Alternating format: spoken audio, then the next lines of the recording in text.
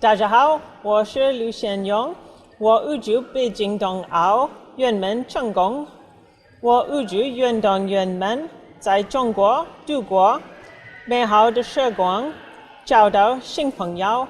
Wow, that was perfect. So how long you have been learning Chinese, Mandarin or Cantonese? I've been working on the Mandarin for a little while now. I'm just working with a little bit of the Pimsleur app, but it's been a slow go. In 2010, you were competing on the home soil and all the glories. And I heard one of your best friends who was a gold medalist in 2010 and was hoping to represent Team Canada competing for 2022. Can you share a little bit more information with us? Well, one of my best and dearest friends, JCJ Anderson, he won Olympic gold here in Vancouver, and that was really the highlight of my Olympics. I had raced the day before, I hadn't had the result that I was hoping for, but to see my best friend win Olympic gold at his, I think it was his 4th Olympics by that point, and now he's training and trying to prepare and hopefully making his 7th Winter Olympics in the parallel giant slalom and parallel slalom events. So he's a father of 2 little girls. He has his wife helping him, and they make snowboards and skis at their little house in Tremblant, Quebec. And he's been racing his own boards for a number of years. And I'm just so hopeful that he can make his 7th Olympics and just see what he can do, because I think he's one of the best snowboarders in the world, and I'd love to see him lay it down in 2022 in Beijing. And how much do you know about this team, Team Canada roster in terms of competing at Beijing 2022? I've been following the Olympics for a while. I know some of the players. Some are still around from when I competed. Many are new, though. There's some really exciting new teams coming forward. There's new talent coming forward. There are kids coming out of injury, ready to compete again. Mikhail Kingsbury, he's been doing very well in the freestyle arena. Curlers have just named their team, so we're excited to see how they're going to perform. We just heard that the NHL is not going to be participating in the Olympics, and I think that just opens up a whole different world for who gets to now go and compete on the men's team for Canada. I think it really opens things up. You're going to see all these young players at the juniors over the Christmas break, and I think those guys know that this is possibly their chance to then compete at the Olympics if they're successful, if they play well. So I think it really injects some energy into the younger generation, and it just opens things up for them. What about the women's team? Oh, the women's team, well, I think we always expect a lot from them without maybe giving them the support they need throughout the 4 years in between. And I think that is the challenge. And I think that'll sort of level the playing field between the men's and women's game that you'll see. You'll see that, these are the players that weren't playing in the NHL. Well, the women's team doesn't get to play in the NHL, and you don't get to see them have the same amount of money and funding and effort put into them as into the men's side. And I think this will make it more clear just how great our Canadian women are with what they've been given and the resources that they have on hand. So I think this will really highlight that. I think there's lots of opportunities for all of our athletes to really do well at this Olympics. I know we've got some strong bobsledders, we've got great speed skaters, figure skaters, just every sport I think we've got a chance. We've really come along in the last 20 years, putting money into sport, putting the technology into the sport, developing our coaches and developing our athletes. And how much do you know about Team China? Do you have any experience maybe practicing with them or training with them in the past when you were Olympian? Well, when I was training, China was just starting to come into the snowboarding world. So there was a couple of the girls on the Chinese freestyle in the half pipe for snowboard. There was 1 or 2 Chinese girls that were starting to race. We haven't seen them maybe break through the way they had hoped to, but I think that they've been hiring lots of good coaches from other places in the world, and I know some of my friends have gone and coached for China, and so on the snowboarding side, I think you might see some breakthroughs on the Chinese side.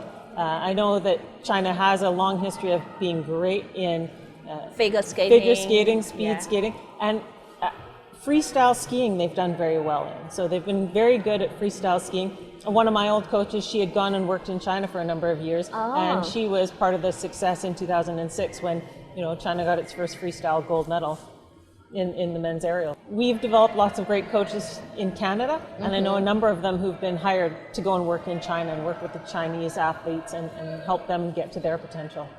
I was watching some videos from the other former Olympians. They were doing the bet on, how many medals Team Canada might be able to get. What is your bet on this for the 2022? I'm going to say 23 medals is my bet. So that's a pretty high number. It's a high number. I think it's doable. I think, looking at past Olympics, also taking into account the stress and challenge of flying to a different country, say, having a home Olympics is completely different than going to a different country where, the food, the time zone, everything else is a little bit different.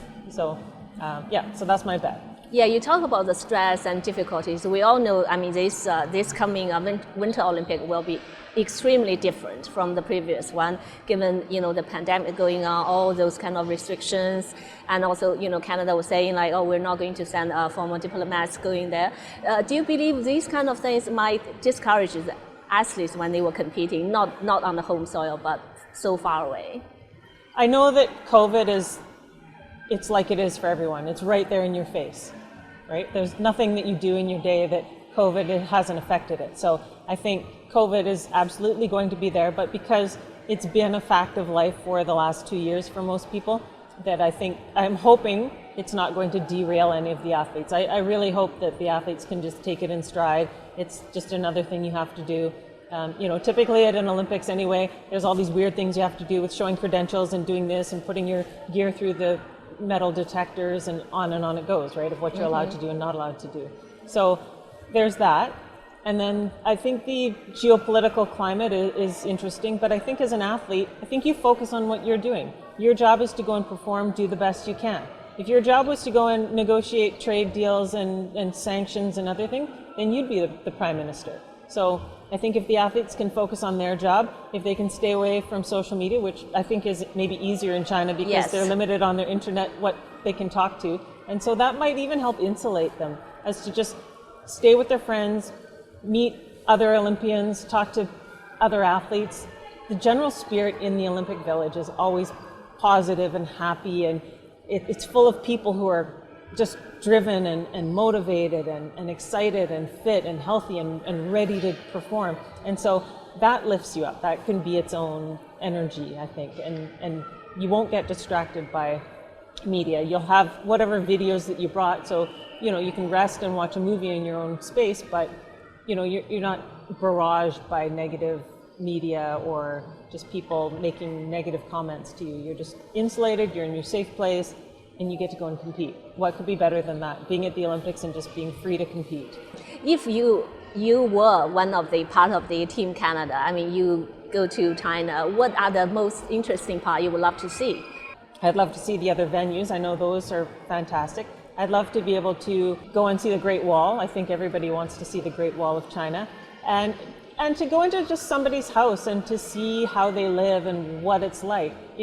When I have people come from other countries, and if I can bring them into my home and show them what a typical meal is for us. And even though we cook some Chinese food at our house too, but how do we really live? And I think that's what people want to see. They want to connect and see how people really live. So if I were able to go and visit a friend or see some family members, distant family members in China, see how they're living, share a meal together, I think that would be the highlight for me. And how does the Olympics change your life? We noticed after 2010, you kind of switched your focus in your lifestyle. For me, the Olympics, I don't know if it changed me or if in becoming an Olympian, I changed and became an Olympian, which is that person who's driven, focused, who plays fair, who cares about people around them, who wants to lift other people up with me and have success for everybody. So that whole process of becoming an Olympian, working hard and becoming who I was, and then overcoming the pitfalls that came my way and realizing how important it was to bring other people with me on my journey and make it matter and have some impact on other people to inspire them and to make the world better for them. I think that inspired me to then get into politics to help create a good, safe, sustainable, healthy world that's inclusive for my kids to grow up, for your kids to grow up, and for us to have a great community here together.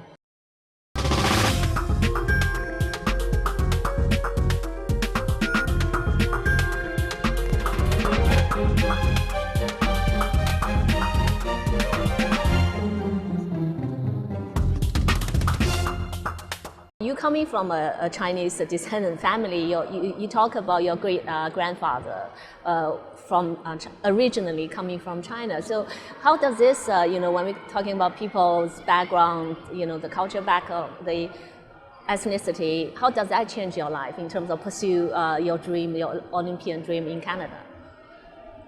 I think, everyone in Canada comes from somewhere else, essentially. Almost everybody comes from somewhere else. So we draw from all our different backgrounds, and thinking about how one of my ancestors got on a boat and left everything behind, language, culture, food, everybody looking like them, to come to a different country. They didn't know what it looked like. They couldn't look it up on the internet. Just to think of that kind of bravery really inspired me to step forward sometimes when I wasn't feeling brave, when I was feeling nervous, when I was feeling shy, when I was afraid. Just thinking of that kind of bravery to step forward and make a difference for your family and for your life, it really inspires me to make that changes that need to happen, and to say, there will be some personal discomfort. How can we push through this? How can we find some real inspiration and create a new world for a new community and for us? Yeah, and we also heard that now everybody is excited here to talk about 2030. We might be able to host the Winter Olympic again. So are you part of this, campaign, or are you actually supporting this idea? Oh, I'm not currently part of any campaign, but I'm ready, willing, and able to be part of anything that happens. I love the Olympics. I love big games. I love what it does to the community when we galvanize behind something like this. I love what it does for the sport community in teaching kids. Every kid that's out there on that ice today, when they think that there's an Olympics coming, it becomes more real to them that maybe I could do this. Maybe if I just worked harder, maybe if I just worked smarter, what else can I do? And they find a new level within themselves of what is possible for them. And imagine what that does for the whole sport system of saying, hey, what more can we do? What more is possible? And then when the community comes around it, well, how can we help? How can we be part of this? What more can we build? How can we open the rink longer? How can we make the facility better? What can we do to support you to make this happen? And it's like the old stone soup story where they make the stone soup and it starts with a couple rocks and then it becomes this thing that feeds everyone. And Olympics is like that. It starts with the idea, and then you start building in all the different pieces, the sport, the community, the infrastructure. So we got this beautiful Olympic oval back in 2010. There's all these different sports happening. You can come and you can have a reception here. You can watch your kid play hockey here, or basketball, or there's wheelchair basketball here. The women's volleyball team is training here. You can train here yourself. You can go to the gym. You can go to yoga. You can take a different course, a physical course. There's so many opportunities here to come together to have some fun and to grow yourself. And so we got this out of it. Richmond also got the Canada line. Yes. That made a massive difference. So when we have an Olympic game somewhere, somebody gets a massive infrastructure investment that's not just a building, it's also a major transportation infrastructure. The Sea to Sky Highway got improved. So how many lives have been saved? How many more people have been able to go and experience the mountains and go and ski, get outdoors, be healthy, try different things. I think it's wonderful. And so if I think an Olympics is coming here, what I think is, okay, well, what other big infrastructure piece do we need? How are we going to move people in and out of Richmond? What else are we going to showcase? Let's get our heritage sites up and running so that we have a really good experience for people who are coming and want to experience what a Steveston pioneer might have experienced. So, there's all the different things near the Britannia Shipyards heritage site that people could go and experience. So if we get that fully activated for the Olympics, I think it really showcases who we are and what we've got going. And it gives us an end time to when we want to have those things up and running versus just oh, one of these days we'll get this going and won't that be nice, right? Yes. Versus what by when. You know, I'm an athlete. I want, like, what by when. I want to set the goal. I want to see the goal happen. I want to know it's happened by a certain point. And I think by bringing the Olympics here, we'll improve the sports system, we'll improve transportation, we'll improve our cultural offerings here in Richmond. We'll do all kinds of things, and I think it just builds community and builds excitement. And down the road, any particular project you would like to see for China and Canada, maybe to work on a bit more, like much more closer cooperation? Well, I think we'd already started seeing more camps happening here. So there were hockey camps happening, sport camps happening, where there was kids coming from China to come and train here. And I think having more of those where one can go to the other country and experience the other countries. So a lot more with the homestays, so that you really do stay in someone's home, get to know them. I think the more you get to know people, the closer you get to each other, the better you understand each other. When I was in grade 10, we got to go to Pierrefonds, Quebec, and we got to go and stay with French-speaking families in Quebec. And that really changed our attitude of thinking about Quebecers, and because we'd always thought of Quebecers as being separatists and thinking that they were different than we were, instead of living together and realizing how much the same you are, and how you have many of the same goals, and you're very much the same kind of people, and how everyone can be friends. And I think that those are the kind of things that we can really build on.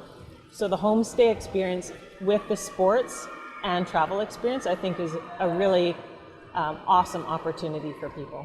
And many people look at you as their role model, someone they want to become to one day. So what are the message or experience you would love to share with them?